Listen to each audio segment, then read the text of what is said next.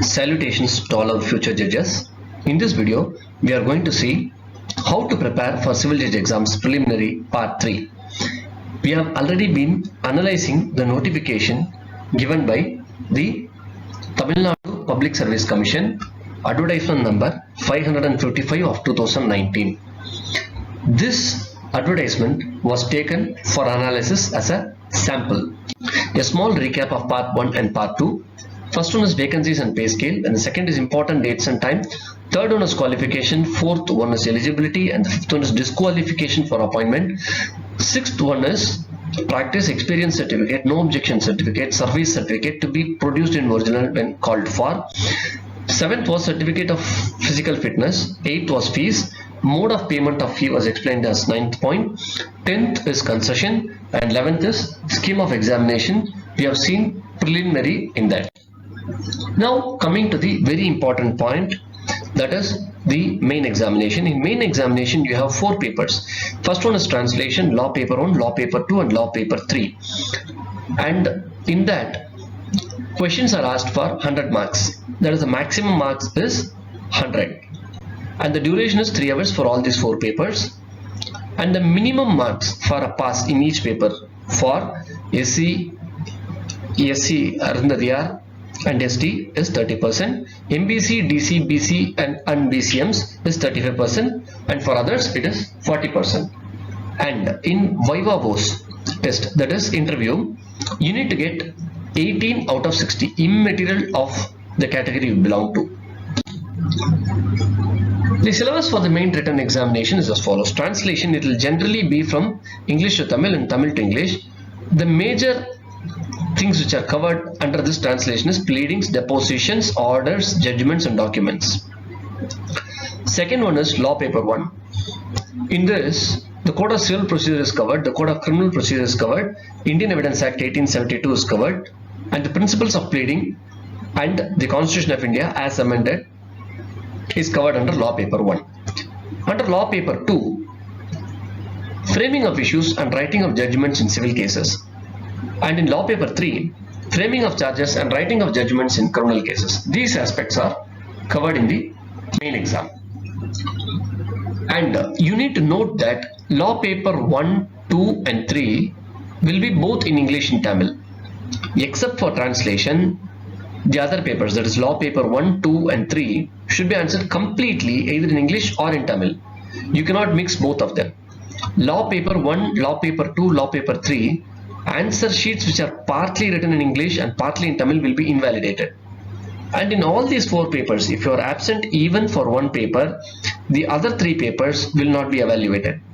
And candidates who obtain minimum marks in the main exam are eligible for Viva Voce, that is for the interview. If the exam instructions are not followed, the answer sheet will be invalidated. And it is very important that you need not quote the citation, but you can quote the principle laid in the citation. And if a citation is quoted and if it is wrongly quoted, that could be detrimental. It could reduce your marks as well. So please ensure that you don't write the citation. It is better not to write the citation. On the contrary, you can quote the principles said in the said citation. And if any representation is given to change any of the aspects said in the notification, it will not be entertained. All the directions, instructions, guidelines and formats issued regarding the examination shall be treated as a part of the advertisement. Candidates for the Viva Voce test will be shortlisted from the successful candidates in the main written examination in the ratio of 1:2 or 1:3. That is to say, for one post, 2 persons will be selected for Viva Voce, or for one post, 3 persons will be selected, depending on the number of vacancies. The third part is Viva Voce test. To clear the Viva Voce test or the interview, you need to get at least 18 marks out of 60 immaterial of the category you belong to. You need to know what are the skills which are tested in this Viva Voce test or in the interview. So this gives you a clear idea as to what the persons who are interviewing you would expect from you. One is mental alertness, second is general knowledge, knowledge of law, third, grasp of procedural laws and principles of law, clear and logical exposition, balance of judgment, skills, attitude, ethics, power of assimilation, power of communication, character, suitability and intellectual depth, the like of the candidate, his or her tact and ability to handle various situations in the court, administrative and management skills.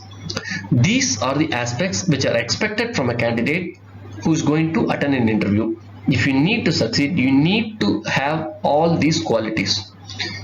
Third one is character and suitability of candidate would be verified by the competent authority. So you need to know that your suitability and your character would be verified so that the person or the Tamil Nadu Public Service Commission ensures that you have the right character and right suitability for the selection. And marks in the main exam and viva was are added up and ranked accordingly to arrive at a merit list. 12th is preparation of selection list. This is based on total in the main exam as well as in the viva was, that is interview. To put it simply, the marks you get in the main exam and the marks you get in the interview are added together, and based on the outcome or based on the total, a list is prepared in order of merit.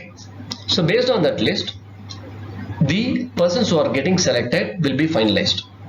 And it is very important to note that if a person is convicted or acquitted or discharged, or proceedings against whom is quashed under section 482 of CRPC, or if the proceedings are closed under section 258 of CRPC, or investigation is stopped under section 167(5) of CRPC, or proceedings closed under section 468 of CRPC, their suitability will be determined by the High Court before their appointment. So in all these cases, it will be the High Court which will make a decision on the appointment.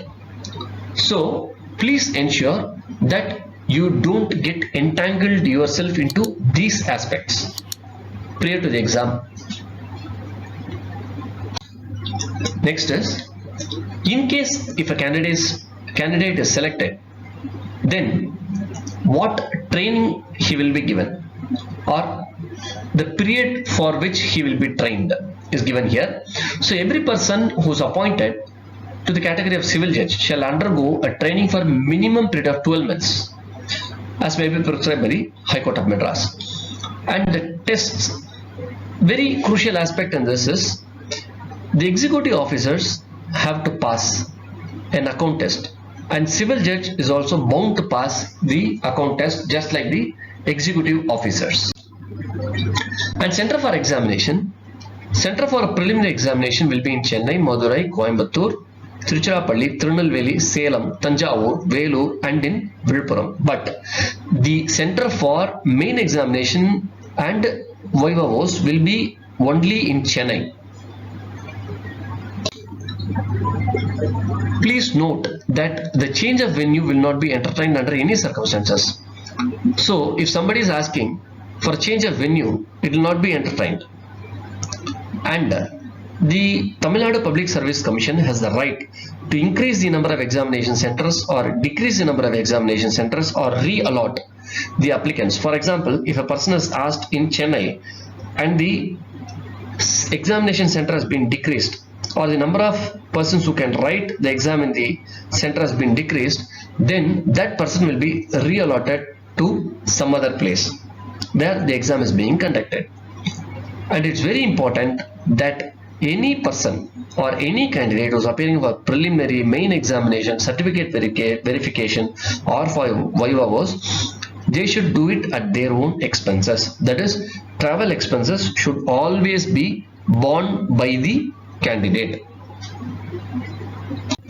No objection certificate obtained from the appropriate authority has to be produced whenever sought for verification. If a candidate fails to produce the certificate, it will lead to rejection of his candidature. Our channel has crossed 175 subscribers. 2,500 views, 160 hours of watch time within just 1 month and 8 days. You all made this possible. We are growing exponentially. My heartfelt thanks for your support.